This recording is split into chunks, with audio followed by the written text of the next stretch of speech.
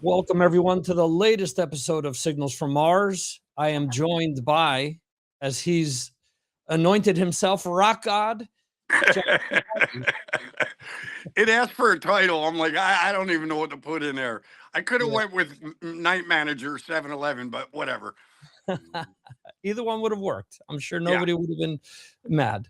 So, um, growing up in northern New Jersey, I've always felt that there's a certain attitude, swagger, work ethic from artists that come from Philly, New York, Boston. It seems like the Northeast just has something to it.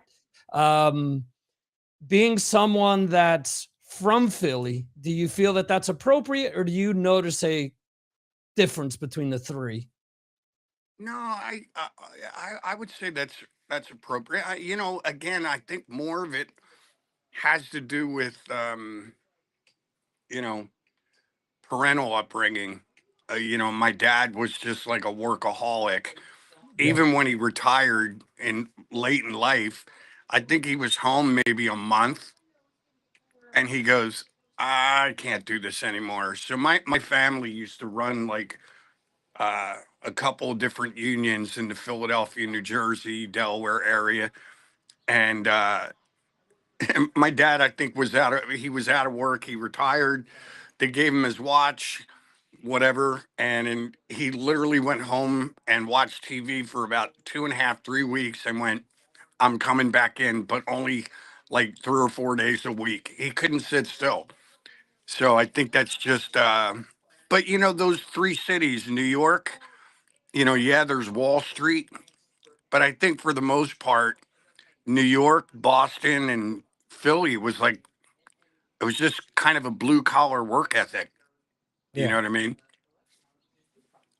Yeah, I'm smiling because my old man, exact same thing, and he's now 82. I think he got to 78 and said, "Yeah, I can't drive 3 hours every day anymore." And that's kind of what did him in, but same deal. He retired and a few days later called up and said, "I got to work 3 4 days a week." So, Yeah, and that's, I remember as a kid, like, at one point, my dad had a regular job, a 9 to 5, and then he worked like 3 nights a week from like 5 to whatever, mhm, and then he had a job on the weekend. So my dad had like at one point had 3 jobs right. that he was, that's what I was raised with, and trust me, I'm just that type of person. Like, you know, if you tell me like this year the Dead Daisies are like, hey, we're taking a year off, I'm like, okay, I can either literally sit home and watch, you know, for the next year TV, but also give myself liver damage and gain an extreme amount of weight just sitting around doing nothing. Right. Or I can put my time to good use and write and record a new record and just go out and tour and keep the torch burning. So I chose the latter. Yeah, and that's funny because with you telling that story as well, it really, to me, seems like you've been able to extrapolate that to your life, because although maybe there hasn't been a new album every year or something like that, when's the last time you've actually stopped from touring, playing with other bands, guesting, doing this, doing that? You've always been busy, for the most part. Yeah, and it's like, look, and if I can be honest, uh, I'm not, this isn't like a news flash, but you know, obviously I've had some really great gigs in the past, but unfortunately, due to the circumstances I was dealt, um, I haven't really been a guy that's been able to uh, kind of rest on my laurels and rest on the things that I've done in the past. Um, so, like, to a degree, I kind of have to work. You know what I mean? Like, Right. I've got, I've gathered some toys as I've gotten older. My wife and I are blessed. We own our home. But there's things, just health insurance, life insurance, I've got a couple motorcycles, I have a motorhome, I have a truck, shit needs to be paid for. Right. So it's like, I'm not in a position, like you know, whatever, Steven Tyler, Nikki Sixx, or one of those guys that I can go, I'm going to take a few years off and just whatever. I wasn't able to get myself into that position. So part of it, I love doing what I do, but part of it too is, I have to keep working if I want to pay, you know, my phone bill. Right. Whatever it is, what it is. Gotcha. Yeah. And that's funny too, because I remember speaking to John Beauvoir years ago. He was in the Plasmatics. He co-wrote Yep. a bunch of stuff with Kiss. He talked to me about um, what success really means.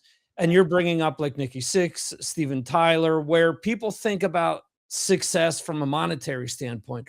But he talked to me about being successful writing stuff for other people, producing stuff for other people. And he kind of said, you know what, as an artist, I'm cool with that. I don't need all these lavish things to feel like I'm successful. Well, again, success is in the eyes of the beholder. You know what I Right. mean? If you want to do a monetary thing, am I successful? Probably not, you know, but on the flip side, I learned a very valuable lesson in Motley Crue, and that was, when I was in the band, everybody wanted to be your friend. Everybody was giving you free guitars. Everybody wanted you to come to the Playboy Mansion, yada, yada, yada. Then Vince comes back, and it's like your phone ain't ringing. Right. And you start to realize that it's really more about counting the blessings that you do have. Hmm. And I can sit here right now and tell you, like, this new record, New Day, is probably my 19th record. Hmm. I've had 4 or 5 different record deals, all this other shit. But I know people that are a million times more talented than I am on guitar and vocals and as a songwriter. But for some reason, their cards didn't line up the same as mine. And they've never had a record deal. Right. So it's like, how do you want to look at it? If you look at it monetarily, you know, there's only a handful of people that are like Nicky and Steven Tyler and Mick Jagger and Robert Plant. Yeah. And then there's a huge amount of people. For every guy like me, there's probably 100,000 that are way more talented that could, for whatever their reasons were, whether it was by choice or luck, did not have the same opportunities I have. Right. And I had a friend of mine back in California, this a friend of mine named Al Boyer. Uh, I was feeling a little down on my luck for a minute. And Al said, the beauty of what you do for a living, he goes, as long as you're being given the opportunity to do a record, Hmm. there's always that chance that one song, all you need is one song to connect with the masses, and it's going to rewrite your entire life. Right. So, each record I go into, I look at it, I do my best, I work hard, I try to do the best lyrics and shit that I can, but you just stay positive and you go, you know what? This is the one that's going to put me over the top. Yeah. So, and like he said, you only need one song and your life is completely different. Hmm. So, I always just kind of looked at that and I always try to look at things in the most positive way possible. Uh, hence the title of the record, hence the lyrics of the title track. You know what I mean? It's just about just getting up, working hard, and staying positive and moving forward. Hmm. You know what I mean? Yeah. Uh, One of the things that stood out from New Day right away was how diverse it is throughout the album. I mean, yeah, you could sit there and say, "Oh, okay, you know, I get this. This really connects with what you've done in the past." But you haven't tried to, like you said before, live off your laurels. You're doing something different here. Yeah, there's rock. There's other stuff in there. There's really some soul mixed in there. There's some funk mixed in there. And then there's like late 60s, like almost Credence type rock going on in one of the tracks, which is, I mean, the whole album is that. It's an album. It's like a different picture with each track. Well, and that to me, you know, I love that. I love, even the nerdy, even though I'm a musician, the nerdy kid in me loves when I read that Led Zeppelin said, you know what? We're not putting out any singles. Right. You accept the album as an album and enjoy the album as an experience, or, fuck it, move along. Buy somebody else's record. They didn't give a shit. And the one thing that I wanted to do is kind of go back to the stuff that I grew up listening to. But the other thing that really, without sounding weird or bitter or pissy, like, I hate the fact that as soon as an artist or a band puts out a single or an album, all the people at radio and the suits, I call them the suits, they immediately try to figure out what box it goes into. Right. Is this rock? Is it classic rock? Is it grunge rock? Is it, college rock? Like, it's like, dude, stop with the fucking boxes. And, like, again, without sounding redundant or without, sorry about the length of my answers, but to me, the greatest era of music is from when the Beatles did Rubber Soul to 1980. Okay. That 15 years of music will never be duplicated again. The amount of eclectic music that we had to listen to, Yeah. everything from, the Beatles, the Stones, the Who, but then you had Zeppelin, Hendrix, Janis Joplin, the Doors, Deep Purple, yes, Jethro Tull, David Bowie, Alice Cooper, Grand Funk. It was just all over the place. And then you were just like, hey, dude, what are you into? Music. You know what I mean? Right. Not now. It's like, oh, I'm into grunge rock, or no, I'm into 80s rock, or no, it was just I like music. Yeah. So I just kind of wanted to get back into that. If somebody wants to try and categorize my record, have at it. I'm not doing that. I'll let you guys try and figure that out. But it's just like I don't like the label thing. Mhm. And even too, there's been some people have commented like, oh, there's actually a couple songs on your record that could be considered country. And I go, okay. They're like, oh, I see Nashville's rubbing off on you. I'm like, not really. You know what I mean? And if you sit there for an example, I go, so Rolling Stones didn't live in Nashville. Yeah. Yet the Rolling Stones back in their day, they wrote songs like Wild Horses, I'm Waiting on a Friend, Dead Flowers. Mhm. Nowadays, if we looked at music the way we look at it now, those songs would be considered country songs. Yeah.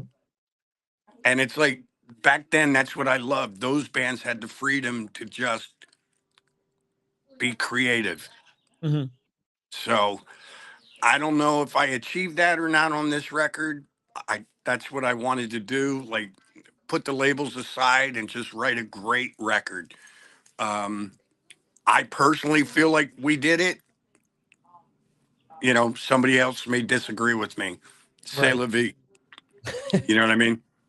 Yeah. Ultimately, I mean, music is either good or bad. With all the labels and stuff, it's becoming more common. I'm noticing in interviews where I talk to a band and say, "Well, what's the label that you hate that's most attached to you? And they'll say, well, I don't like this or that. We're just a rock band. We're just a this band. We don't And, meet and all and the you just said it. There's two labels in music. There's good music and bad music. yeah, And if you don't like my music, then I guess I'm in the bad music category. If you love my music, then it's in the good music category. That's how it should be to me. mhm, So I'm all about that label, good or bad. yeah, yeah. And to your point, I mean, I grew up in an era where, like you're saying,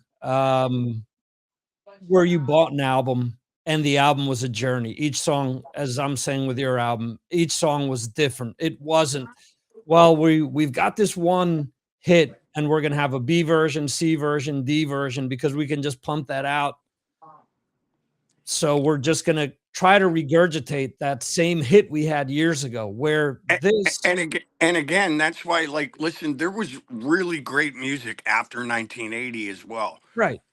So I'm just saying, though, that's when that whole formula thing started to come into play. Yeah. And where bands like you know uh I'm trying to think of one offhand, but your Def Leppards or Bon Jovis, or all these guys that had massive amounts of success.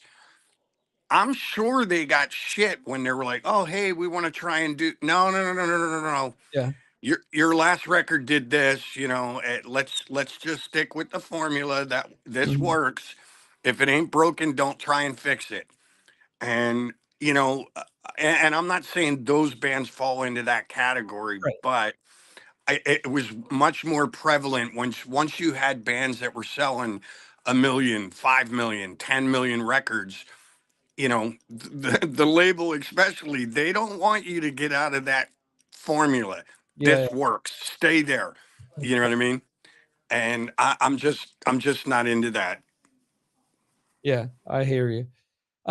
There's 2 tracks on the album that you had released previously over the past few years.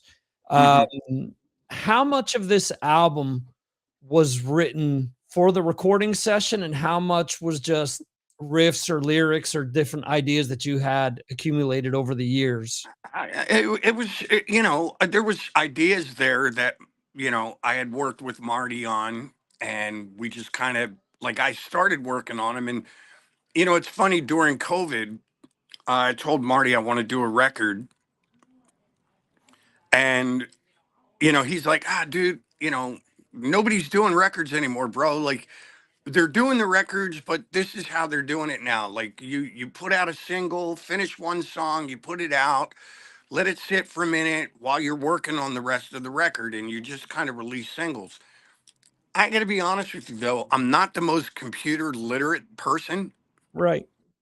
I can't even spell algorithm, let alone tell you what the fuck it is. Right. So, and like, all these people are giving me advice like, oh, dude, when you put your song out, you need to hashtag all the bands that it sounds like so it goes into there. And I'm like, I don't want to ride anybody else's coattails. Mhm. And B, I'm not understanding any of this. So I had started working on Casibella, Your Own Worst Enemy. But then I was going, I don't understand this. So I kind of put the brakes on. I just kept writing. And then I got offered to come back to the Daisies. Mhm. And I just jumped in with both feet with that. Like, we did a best of tour right when I went back. I was actually on tour with Winger and Tom Kiefer myself, doing acoustic shows. And then I jumped right into that. And we toured for the better part of you know, 6, 8 months. And then we got into the studio and did Light 'em Up and the Blues record a couple years ago and toured on that. And so last year I got offered by Frontiers, like, hey, do you want to do a record? And I was like, yeah, okay. Yeah, I'll let these guys figure out this whole algorithm hashtagging. Like, they got they got people that do this shit for a living. Right. I'll just do the records. So Marty and I just, as soon as the Dead Daisies tour was finished, um, we kind of just got to work, and I would honestly say there was maybe only three songs that I had that were kind of done, Okay. and that was Casibella, Your Own Worst Enemy, and Love That'll Never Be. Mhm.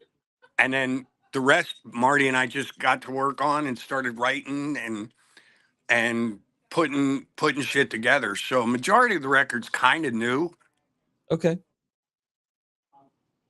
How Yeah, but important? I mean I've literally got probably another 40 or 50 ideas on my phone that Marty and I haven't even looked at yet. So, Oh, okay. yeah. Cool. Yeah, I was gonna ask how important Marty was to the entire process. You know what? I've known Marty since I was in the Scream, Okay. and I've watched his growth from, you know, being a guy in a band to realizing that, oh, this Pro Tools thing is it's gonna this thing's gonna blow up. And Mhm. Marty got a hold of it, and then he did the Brother Kane record, and then the Brother Kane led to him doing Aerosmith, and then that led to whatever. So I've watched Marty grow, and then uh, I suggested Marty for the Daisies when we were doing the Make Some Noise record, and Marty. For whatever reasons, I don't know if it's because we know each other. Marty and I ride motorcycles a lot together, but he gets me. He knows what I'm about. He knows when to push. He knows when to let off. And I think from a writer's point of view, he's one of the most talented people I've ever met, on top of being a great producer. So I just love working with the dude. And I hope that this is something that, because I believe this is just me rambling. So I apologize. No, that's fine. But when you look at the old Aerosmith records, all those classic records they did with Jack Douglas, Mhm. or you look at all the great records Queen did with Roy Thomas Baker, or the Right. Beatles with George Martin. Like, to me, those guys were a part of the unit. You know Mhm. what I mean? They understood how to make that unit work, Right. and that's the kind of relationship I want with Marty. Like, I would love to be able to sit here 5 records from now and go, yeah, man, me and Marty were clicking on all cylinders. You know what I mean? Have it be that Bernie Taupin, Elton John relationship that lasts 20 years. Yeah. So I just love working with the guy. You know what I mean? I think he's incredibly talented, and that's my 2 cents, and I'm sticking to it. Whatever. Yeah, that's something that we've discussed on my show with various bands, how they kind of hit a sweet spot with a specific producer who just knows what the band needs, knows when to cut them off, knows when to reshape certain things in their music, get the right sound so that you get timeless music out of them. Hmm.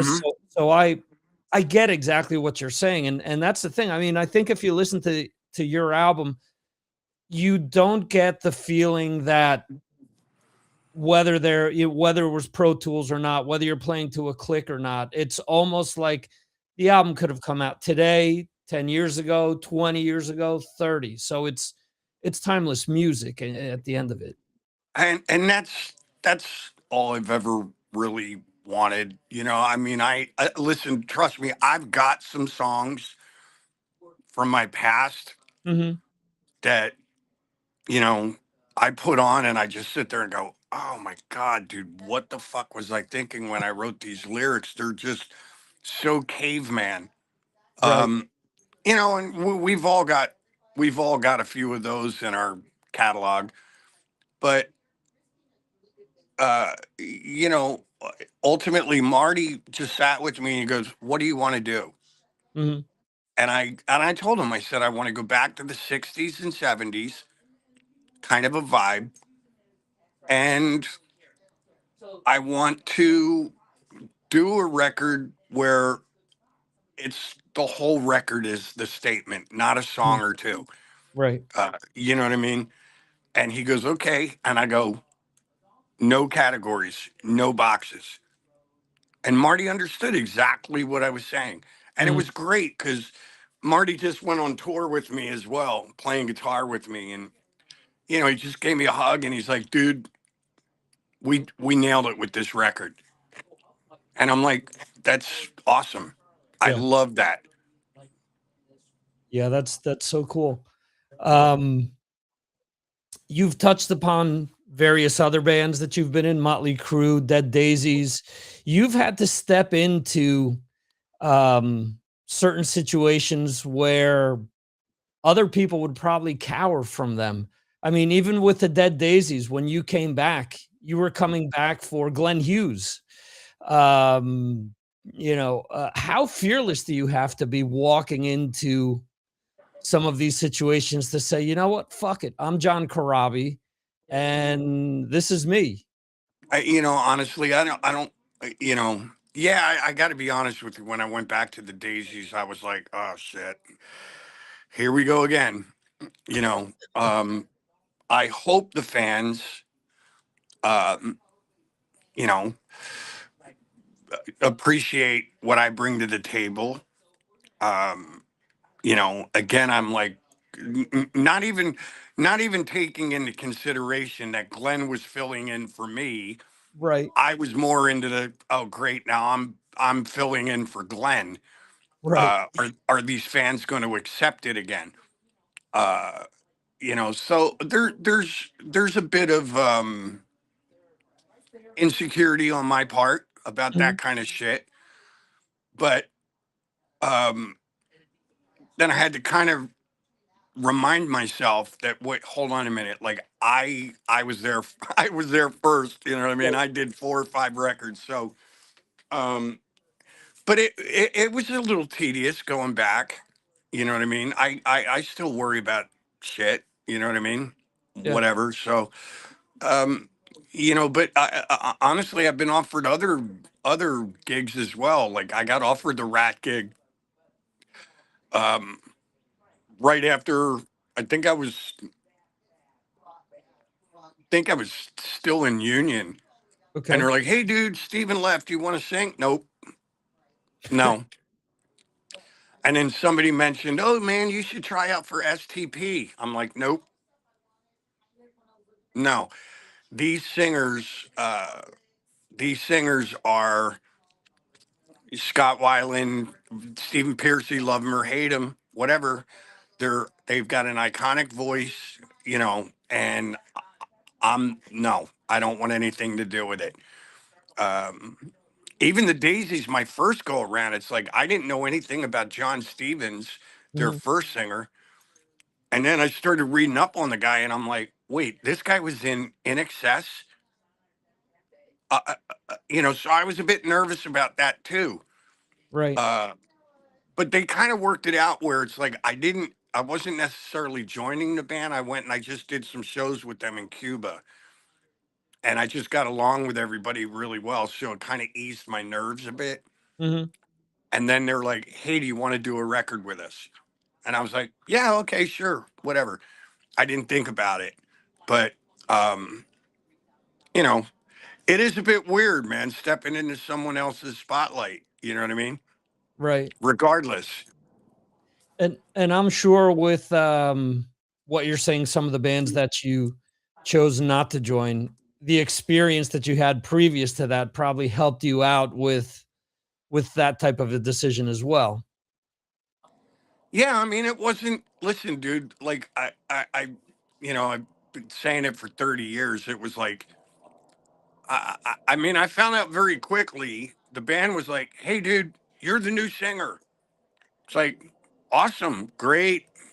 Which I honestly hit me like broadside because I wasn't expecting to be the new lead singer for Motley Crue. Mhm. But I mean, right out of the gate, I started to realize that the band was the only ones that really appreciated me being involved.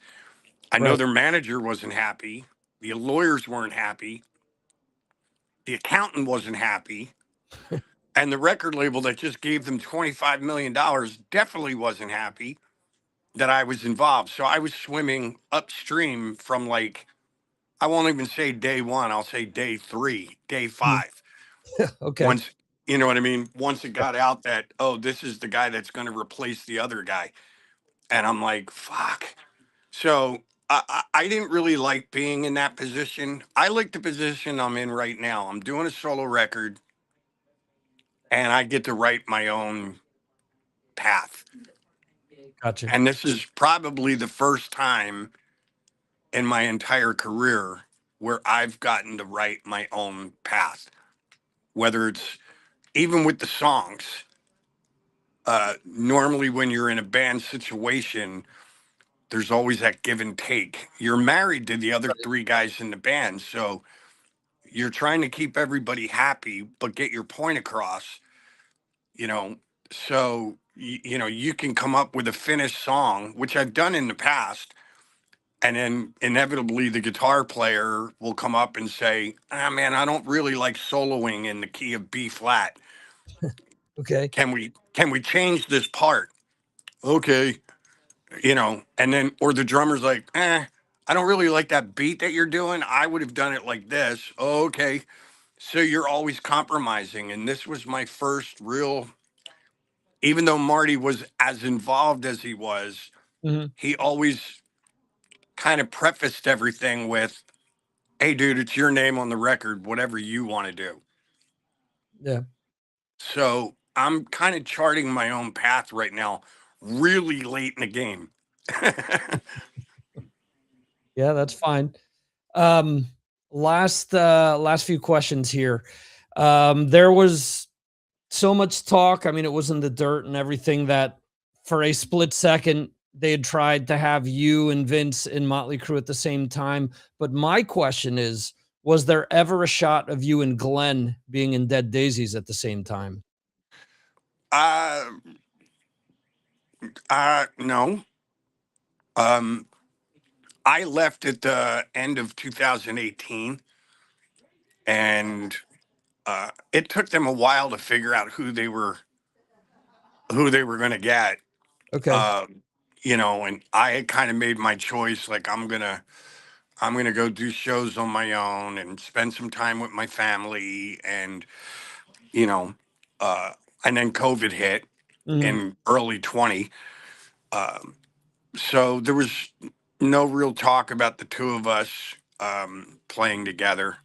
Um, and it's got nothing to do with me or Glenn. Like, I love Glenn. I met Glenn when I was doing the Motley record. He sang "Misunderstood" with me on the Right. Motley record.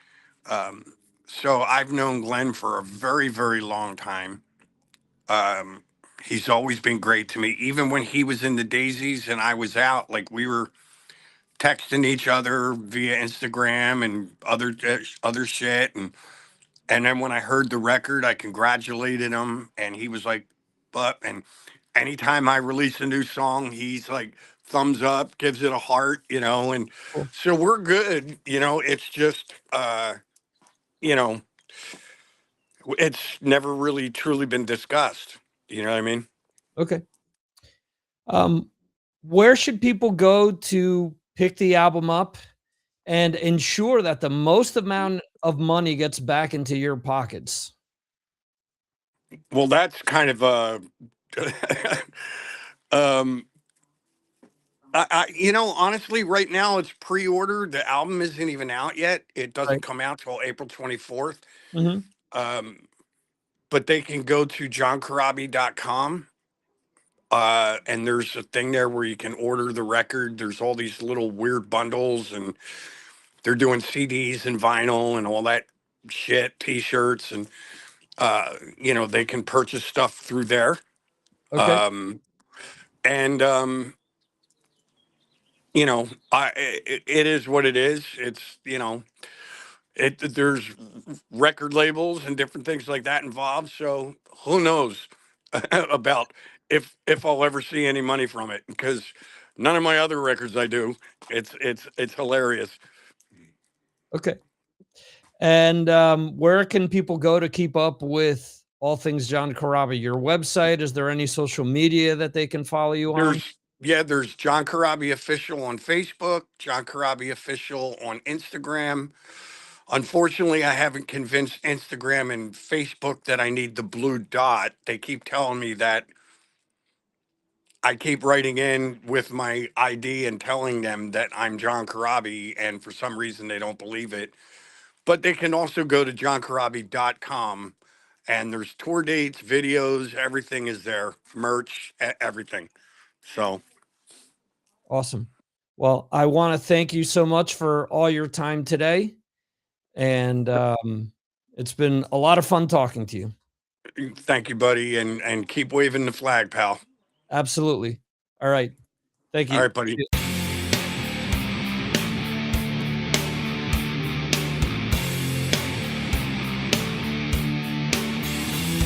Thank you for watching the Signals from Mars live stream. You can watch the show live on YouTube, Facebook, Twitter, and Twitch, or check out replays on YouTube. Go to signalsfrommars.com for more information. This concludes our show.